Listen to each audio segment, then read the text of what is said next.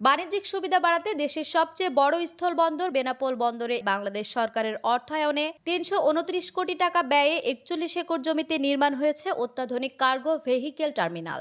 এই টার্মিনালে একসঙ্গে ১৫০০ পণ্যবাহী ট্রাক পার্কিং সহ নানা সুবিধা পাওয়া যাবে। এতে দুই দেশের মধ্যে বাণিজ্য যেমন গতিশীল হবে, তেমনি রাজস্ব আহরণও দ্বিগুণ বৃদ্ধি পাবে। টার্মিনালটি নির্মাণে কাজ করছে ঠিকাদার প্রতিষ্ঠান এসএসআর গ্রুপ। বেনাপোল বন্দর পরিচালক মামুন কবির তরফদার জানান, সরকার ভারতের পেট্রোপোল বন্দরের পাশে বেনাপোল বন্দরে ৪১ একর জায়গায় বাংলাদেশ সরকারের অর্থায়নে ২০২২ সালের ফেব্রুয়ারিতে ৩২৯ কোটি টাকা ব্যয় শুরু করে কার্গো ভেহিকেল টার্মিনাল নির্মাণ। এখানে একসঙ্গে পণ্যবাহী ১৫০০ ট্রাক পার্কিং, ট্রাক চালকদের জন্য অত্যাধুনিক ৩টি টয়লেট কমপ্লেক্স ও থাকা খাওয়ার সুব্যবস্থায় black building, fire service, chemical shed থাকছে। কার্গো ভেহিকেল টার্মিনাল প্রজেক্টের আন্ডারে আমাদের এখানে ৪১.৩৯ একর জায়গার উপরে প্রজেক্টের নির্মাণ কাজ ইতিমধ্যে আমরা সম্পন্ন করেছি। এখানে ১২০০ থেকে ১৫০০ গাড়ি পার্কিংয়ের ব্যবস্থা থাকবে।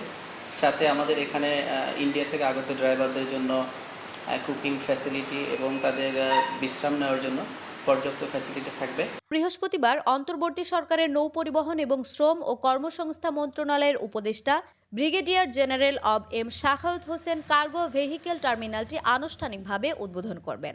এর ফলে বন্দরের পণ্যজট ও যানজট যেমন মুক্ত হবে, তেমনি নিরাপত্তা ব্যবস্থা বহুগুণ বাড়বে। বেনাপোল সি&এফ অ্যাসোসিয়েশনের সভাপতি শামসুর রহমান জানান, টার্মিনালটিতে সেবা শুরু হলে বন্দরে চলমান নানা সমস্যার ৯০% সমাধান হবে। বাণিজ্য সুবিধা বাড়াতে রাজস্বও আগামীতে দ্বিগুণ বাড়বে। এটি সরকারের এ যাবৎকালের বেনাপোল বন্দরের সবচেয়ে বড় প্রকল্প। Bharat Bangladesh LAN port import export কমিটির পরিচালক মতিয়ার রহমান জানান, আগের দিনে ৬০০ থেকে ৭০০ ট্রাকে পণ্য আমদানির চাহিদা থাকলেও জায়গার অভাবে ৩০০ থেকে ৪০০ ট্রাকের বেশি পণ্য আমদানি সম্ভব হতো না। রাসায়নিক পণ্য গাড়ির অভাবে প্রায় অগ্নিকাণ্ডের ঘটনা ছাড়াও ব্যবসায়ীরা বিভিন্নভাবে ক্ষতির শিকার হচ্ছিলেন। এক্ষেত্রে দাবি ছিল জায়গা অধিগ্রহণ করে বন্দর আধুনিকায়নের। বাণিজ্যিক গুরুত্ব বিবেচনা করে অবশেষে সরকার বেনাপোল বন্দরে কার্গো ভেহিকেল টার্মিনাল তৈরি করেছে।